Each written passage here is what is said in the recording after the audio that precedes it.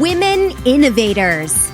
Interviews with women with big messages and big missions, sharing their stories to inspire you to live your passion and step up to make the world a better place. Here's your host, Tammy Patzer. Hi, this is Tammy Patzer, and I'm really excited about today's guest, Gayle Edwards. She is an international award-winning global personal brand and impact strategist, best-selling author, and speaker who works with entrepreneurial disruptors to help them build their identity and authority within their marketplace. As the CEO of Brand You Consultancy Limited, Gayle uses her 30-plus years experience in marketing, branding, communications, training, and coaching to help entrepreneurs and corporate professionals to boost their identity, create more impact, extend their influence, and sharpen up their image. Gayle is also the creator of the trailblazing Standing Up in Your Own Hallelujah Disruptive Personal Branding process. Gayle has delivered keynote speeches for organizations as well as national and international conferences. Gayle interviews entrepreneurial disruptors from around the globe as the host of the Dare to Be Awesome podcast show, and she's the co-host of the Entrepreneurs Sushi Club podcast. Gayle also founded Daring Daughters, a soon-to-be-launched social enterprise focused on encouraging young women into entrepreneurship, and she's also the international best-selling author of the brand new book, The Law of Brand Attraction and the Female Leader. So, Gayle, welcome. Wow. I tell you what, Tammy, after a build-up like that, I want to meet her. I know. I was like, oh, who is this disruptor? I love that word because there's just something so powerful about being a disruptor, and the energy of it is very powerful. Absolutely. And I'm excited because I just love, number one, you're also the co-host of the Entrepreneurs Sushi Club. Oh, yes. Love sushi. And, you know, the Entrepreneurs Sushi Club was one of those things that was founded by my co-host, Lubna Zaru. And she had this crazy idea of what would it be like to do business over sushi. And she just mentioned it to me, and I was like, oh, sushi, let's do it. You know, because I love sushi. So we thought, wouldn't it be great to be with like-minded business owners and leaders from around the globe who love doing business with like-minded people, but they absolutely adore sushi. So that's the criteria for being on our show, and we have such a great time with it. You know, and that's what business is about. It's about delivering, it's about impact, it's about results, and it's about success, but it's also about having fun. You know, you've got to be able to have fun. You've got to be able to be yourself.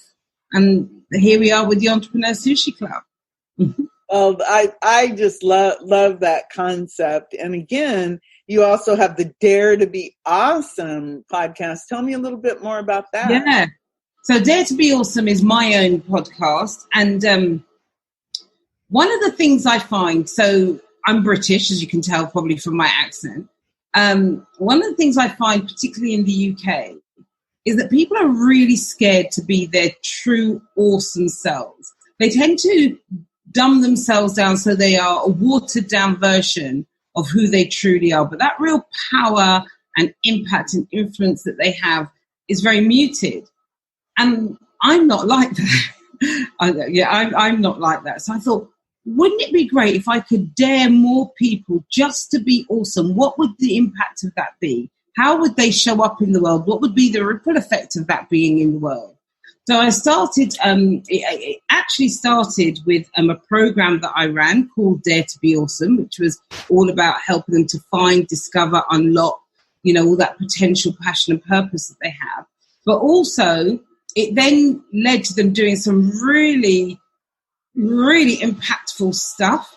You know, I had people who went from not being able to sell coaching programs to then having a waiting list, but not just having a waiting list, coaching from around the world, you know, literally being on top of mountains whilst they're coaching clients. You know, I've had people who had no idea that they could even have a voice to now being well-known presenters on TV. So I thought, wow, look what happens when you dare people and allow them to be awesome. So I thought other people deserve to hear their stories. And that's how the Dare to Be Awesome podcast was born. It was initially a radio show. So I used to invite women onto my radio show, and we used to have a Dare to Be Awesome hour. And now it's transitioned into a podcast. That is really phenomenal. So is this also going to be a book, or is it a book? It's not a book yet, Tammy, but it will be, because one of the things I'm toying with, because as a disruptor, so I have a community called the Disruptor Club, and so as a community, I'm thinking, do we do a Disruptor Club book, or do we do a Dare to Be Awesome book, or do we do both? You know, so yeah, the jury's still out on that one. Well, my vote is do both. That's me. The reason is because it's so important right now for people to be heard. And if you have 2 books, that just means twice the awesomeness, right? And twice the disruption. And even the title will attract different people. You know, it's just the nature of humans. But I think that you are someone, and I can feel your energy coming clear across the Atlantic Ocean to me. And it's like, yeah, if I had a vote, I'd say, yes, you do both. And then after you've done that, you do some more, you know, and just keep it going. Volume 1, 2, 3, 4, and expand this message of be disruptive and dare to be awesome. That's how I am feeling it. So that's just who you are. Your energy just travels through the wire. So you were in a book called The Law of Brand Attraction. Yeah. Can you tell me what you shared in that book?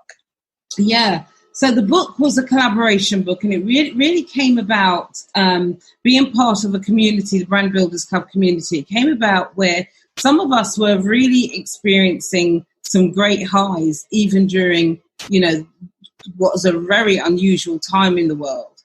And so Sammy, who is the Brand Builders Club founder, she got some of us together and said, how about sharing your story?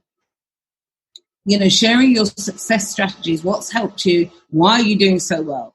And that really appealed to me, because one of the things I'm very committed to is giving people hope, especially at a time like this where there's so much despair and despondency around. It's about being able to give them that bit of hope. So I shared a story which is very hopeful in terms of where I started and why I'm doing the work I'm doing today. So I'm not going to give it all away, because you've got to buy the book, because all the proceeds go to charity.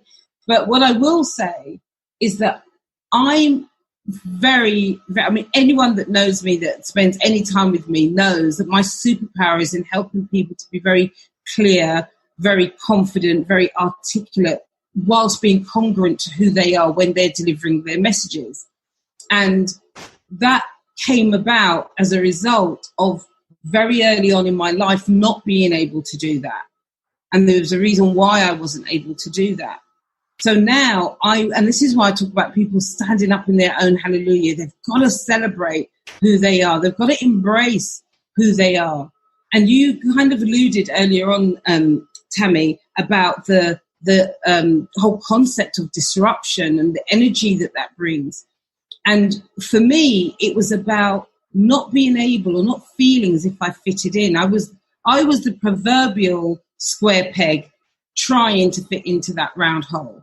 And I know how that showed up in my life and the damage that caused. So now my work, everything I do around branding, marketing, communications, even networking, even my copywriting, everything is around providing people with their square peg, their square hole, so they don't have to twist and contort and be somebody else's version of themselves. They can absolutely stand up in their own hallelujah. And that is the name of my passage within the book.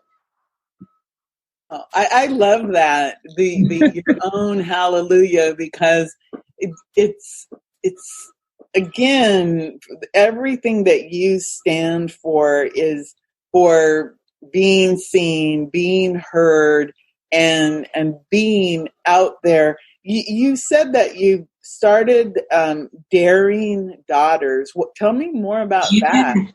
Well, that was really an offshoot. Daring Daughters was an offshoot of my work that I do. You know, Dare to be Awesome, Audacity to be Authentic. You know, the whole standing up in your own hallelujah. And what I found, I started my entrepreneurial journey quite late. It was 21 years ago, and I was 34, 35 when I started. That was a long time ago. Okay. And I started late, even though I always knew within every cell of my body, I knew I was going to be an entrepreneur. I knew I was never going to work for a company for longer than 2 or 3 years. I was going to go in there, learn what I needed to learn, and then I was going to leave and move on to the next. I just knew that. And I don't know how, because nobody else in my family is entrepreneurial. I am the one. Okay, I am that one. So I went through being called fickle, irresponsible, all those labels that people give you when they don't quite understand your journey. And I started late because I didn't want to let my parents down, particularly my mum. I didn't like being called irresponsible and fickle. You know, I wanted to be the stand-up daughter that she deserved. I wanted her to be proud of me and tell her friends, oh, look what my daughter's doing. And while she had moments of that, they never lasted long because I moved on. And so I'm now the mother of a teenage daughter, and I want her to know that it's okay to do whatever she wants to do, because I'm going to support her. And Daring Daughters is about, number one, it's about healing those mother-daughter wounds, okay? Because that's fundamental, healing and forgiving, because our mothers affect us more than we think. Even when we have great relationships with them, they affect us more than we think, and sometimes that holds us back. So healing and forgiving is fundamental to Daring Daughters. But also, so is support. And it's about supporting your daughter to follow her path and her purpose. It's about supporting your mother to follow her path and her purpose, because sometimes as mothers, we feel that we can't do this because we've got the children. You know, we don't want to embarrass the children, you know, but it's about healing, forgiving, it's about supporting, and it's also about enterprise. Because I want more women, regardless of what age they are, whether they're 8, 28 or 68, if they want to get into enterprise and entrepreneurship, then let's provide that framework for them. So it's not rocket science. It isn't anything that hasn't been done before, but it's bringing all of it together in one place. And that's why it's a social enterprise, because it's for women and their daughters from all walks of life. You know, we're going through some real turbulent times at the moment. There's a lot of change going on socially and economically. And it's about being able to help some of those marginalized communities to do the things they want to do, the things they can do, the things they're more than capable of doing with the right support. Wow, that's really phenomenal. And as you were talking, you really hit it when you said our mothers affect us so much. Even my mother's still affecting me, and she died in 1985. There you go. I think about just growing up, you know, how important my mother was to me, and how when she passed away, it was like, oh my God, I've lost this support system. And I look at my children and how much they look to me for guidance. And you said something that was interesting about how mothers they think they have to wait to do things until their children are grown, because I I think back and go, well, when did I really step into the entrepreneurial journey and let it stick? It was when my baby, graduated from high school. And that next year was when I took the leap, because I no longer felt like I had to really, really make sure I had the stability, and I trusted myself. But before that, it was all about, oh my goodness, I better stay in a job because I have to make sure that I can get him through school, through high school and all of those things. So I think that you're absolutely right. Mothers or women, we have these ideas about what is stability. And even in communities and communication, I know that you're really big on it's American. You're really passionate about communication and what's going on in the world today. Yeah. What do you see as is your role in making a difference in communication in the world today, forward? That's such a big, using the Americanism, that's such a big question, Tammy, because it's not a one size fits all at all. There is so much within it and so much to unpack from it. But for me, my slice, if you like, is about the communication, but it's also about the heart. So in the book, I talk about the human-to-human economy. And when I talk about the human-to-human economy, it's because I don't shy away from who I am. I think we kind of got the measure of that from earlier in the conversation.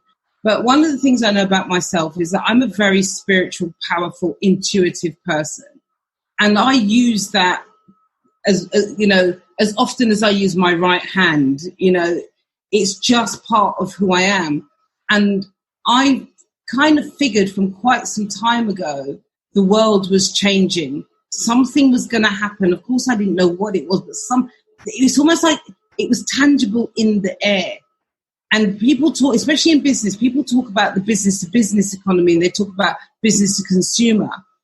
But for the last few years, I've been talking about human-to-human, heart-to-heart, putting people right at the center of whatever it is that we're doing, whether it be a project, an initiative, or even if it's just me working one-to-one with somebody. And my work is very much about that. I'm not the kind of marketeer or brand expert that talks that much about client avatars. And, it's not that I don't think they're important. Of course they are. But I'm very interested in the person. Who are you really? How are you going to show up, and what's the impact you're going to have? What's the legacy of your impact going to be? And in order to do that, we have to connect heart to heart. We've got to have that human to human connection. And when I talk to organizations, I talk to them exactly the same way.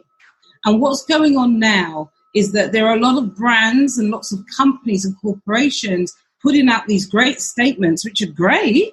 But then what? What's the conversation that's happening within your walls, not just outside your walls, but what's the conversation that's happening within those corridors of power, the boardrooms, the meeting rooms, the Zoom calls, the high-level Zoom calls? What's that quality of that conversation?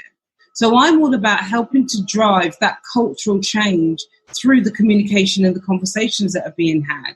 Because there are people who have got, black skin, brown skin, that have felt othered. And they have felt othered, but there are people within their organization that don't understand why they have felt othered. And even though they're trying to have those conversations now, because of the whole concept of I don't feel it because it's not my battle, because if they think, oh right, we've done that now. Well, we've put out a statement, we've hired a few more black people and a few more brown people. What's the problem? The problem is you haven't driven that change through your culture or your communications. It needs to start from the very bottom up to the very top, and from the very top down to the very bottom. It is a two-way street, and it never stops. When you're done, you're dead. And we're not done yet. that is, I remember the first time that you and I ever talked, and we got on the topic of, I think, Black Lives Matter, and I said something, and you made a comment to me about white privilege, right? It was something related to that. And I remember thinking about that because, I was talking about trying to understand how to not get yourself in trouble. Yeah. You want to be supportive and you want to understand because if you don't have that experience, all you really have is that empathy and you try to understand. And sometimes, you'll say, well, I don't, I know a lot of people say, I don't get it. Yeah, I still, even now, people are saying to me, they're asking for my opinion. They want my viewpoint. They want my input, and they'll still say, "But I don't get it." And that's the rub. We don't expect you to get it. We just expect you to change it. How can you get it? You leave your house and you never have to worry. Your children leave, and bar, the normal mother, maternal type instincts, you never have to worry about your children coming home. You don't have to worry about, your daughter going out and being in the wrong place at the wrong time, being, stopped with a group of other girls, and suddenly she's labeled. She's labeled as aggressive. She's labeled as troubled. She's labeled as, you don't have to worry about those things. But that they're very real concerns, much less if you're the parent of a black boy. That troubles again. Is he going to be walking down the road minding his own business to be stopped? And if he's stopped, is he going to leave that situation intact? We had a situation here in the UK literally just a few days ago where a black man got stopped, got tasered by a police, and now he's paralyzed. Yes, he's got his life, but he's been paralyzed. And that caused, again, another uprising. And I understand people being upset about rioting and looting. Of course, I understand that. Nobody wants to see your property damaged or anybody else's property damaged. But what I say, I love cooking. I'm a cook. I cook a lot and I bake a lot. And one thing I know is there comes a certain amount of time when you have to open the oven door. You've got to take the lid off the pressure cooker because otherwise it's going to explode. And that's what's happened. We've waited too long to deal with this problem. And this is what we're seeing now. This is the result. It's an explosion. Marginalized communities around the world have been talking about this for years. This is not our first rodeo. And, those who say, well, it's not my fight, it's not my argument, all lives matter. Of course, all lives matter. But if my house is on fire, I want the fire brigade to come and put out my house. I don't care about your house next door that's not on fire. All houses matter, but right now it's about mine because mine is on fire.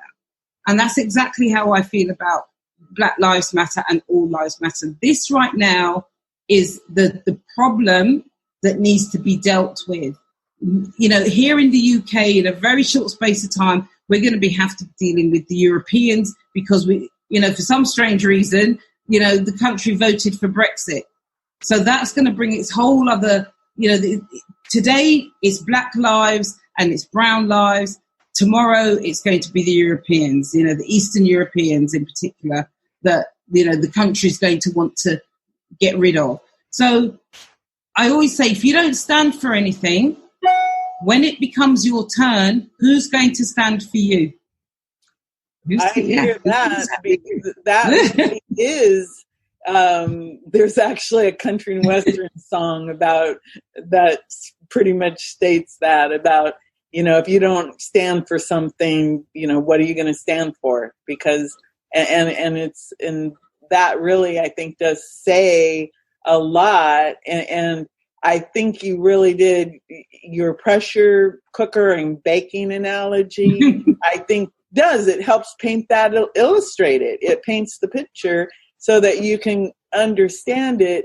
Because if you look back and you say, why is all this, you see the world, and, you know, if you look at history, you know, look at Nelson Mandela, you know, exactly. He was in prison for I don't even know how long. And years, about 40 years, wasn't it? Yeah, and then he 28 years. Out.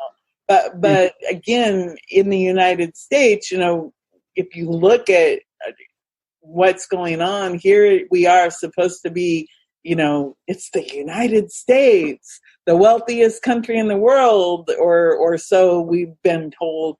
And then this happens, and you find out that how most people are not living at a very high standard at all. They needed to get that little $600 a week, and for a lot of people, the federal government, that they're giving $600 a week for a short time.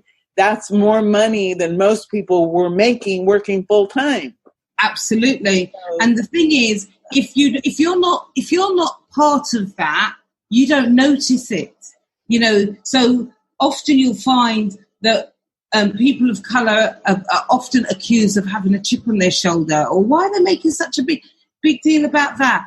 And it's because we are used to the microaggressions. We see them, but if you're not used to them, or you're not aware of them, or you don't, then it's like, well, no. It's really, this is quite funny, but also quite serious. So my hair, okay, I've lost track how many times when I leave my house, as soon as I go through my front door, I just know somebody is going to say, "Oh, can I touch your hair?" No, you cannot. And they don't see anything wrong with that. They just find it fascinating. Oh, can I touch it? No. For so many reasons, it's a no, right? But it's a big thing for us. We don't want people touching our hair because, number one, it's not that fascinating to us. It's just hair.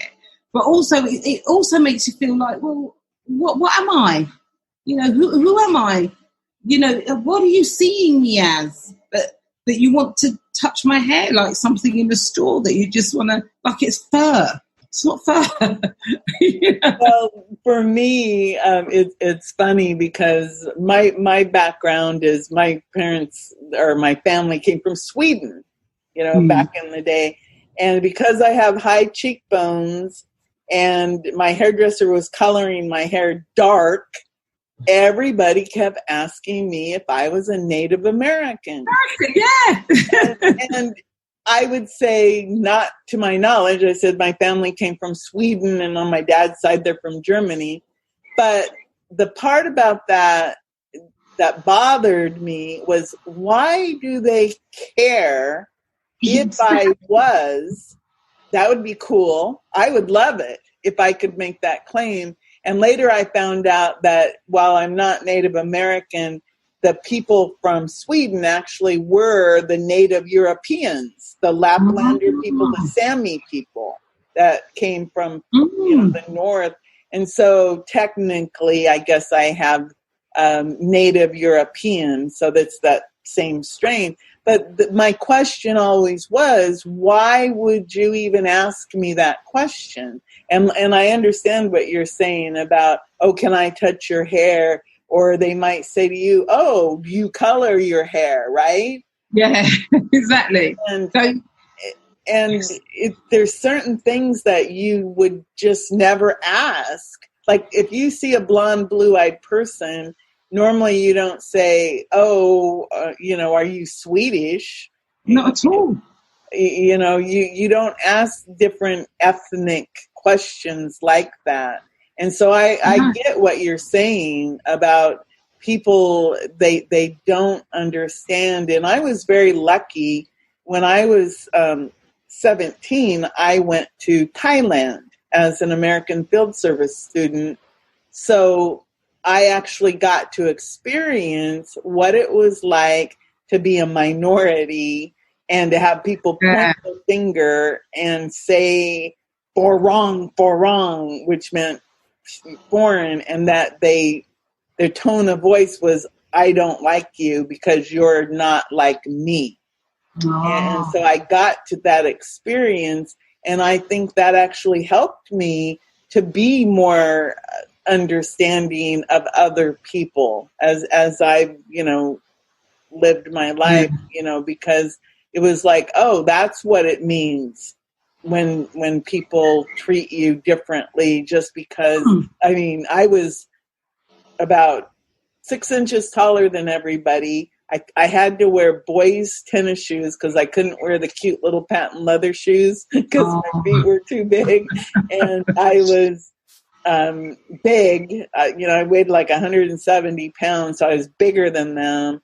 And I was they were having dark hair and white skin and brown eyes. They would always, point it all that out, that was different. So I got to learn what that's like. And, at least I had that experience that when many people don't, they don't understand. And just like all the controversy about our statues, our flags, and all of that symbolism that I know a lot of people, they're like, well, what about that? And, then there's the argument about erasing history, and it's like, okay, is that erasing history? Or is that, the lines? Oh, absolutely. Know. That's why what you're doing with the communication and having conversations, I think is so powerful, because people, if you have to talk about this stuff so that you understand someone else's point of view, because some people, if you never ever talk about it or understand it, so many people, the only reference points they have are movies. Absolutely. Like Driving Miss Daisy. Oh gosh, no. Yeah. People don't have references or the weird things like for example, To Kill a Mockingbird, the book. Yeah. And some of these people have banned that book. And they say it's because of the use of the N word, but okay, maybe that's inappropriate. But if you look at the book, it was talking about, look, this is what they're doing to these people, treating them as if they were less than. And it shouldn't be about a word. It should be about the whole context of everything. So yeah. I'm enjoying talking with you about this just because I think people should be talking and understanding, so that if they really do care and want to make a change, that they can get the right type of information to go and help make a change. Absolutely. You're so right. You're so right, Tammy. There's so many people right now that want to do something. And I often say, when people say, what should I do? What can I do? I don't know where to start. I think the first thing you need to do is to educate yourself. There are more than enough books and even films that you can access just to educate yourself. What you have to remember is that, especially when it comes to the education system, they teach you what they want you to learn. They don't teach you what you need to know. That's very different. They teach you what they want you to learn, not what you need to know. So go and educate yourself. Just because you didn't read about it in school doesn't mean it didn't happen. Just because it's not on the New York Times best-selling list doesn't mean it didn't happen. So go and find the information, okay? Start to become really aware of what has been going on underneath your very nose. Those slight things. If you've got diverse friendship groups, rather than going directly and asking them, because we're all getting that, what do you think? What's your experience? Rather than doing that, look out for the times when you've been together and the times you ask them, when they are treated differently. Because then you will start to notice, I didn't notice that before. A friend of mine said to me a few weeks ago that she didn't notice that when we went out for afternoon tea, there were 6 of us that went for afternoon tea, okay, and I was the only black person there. and everybody else had their tea served to them. Literally, their teacup was placed in front of them, their tea was poured, and whereas mine, the teacup was put in front of me and the teapot was left in front of me. And I had to actually say, can you pour my tea, please? But nobody noticed that because they're not looking for that. I notice it because unfortunately, that's not the first time, and it won't be the last time.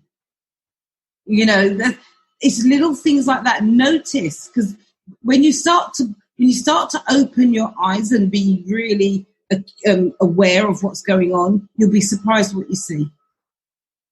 Yeah. Right there, I think you said it. When you start to open your eyes and start to really pay attention, you'd be surprised at what you see, because I think that is exactly what happens.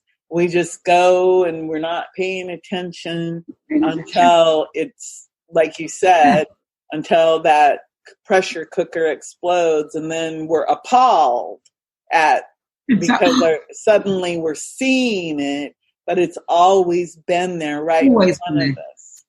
Always been there, and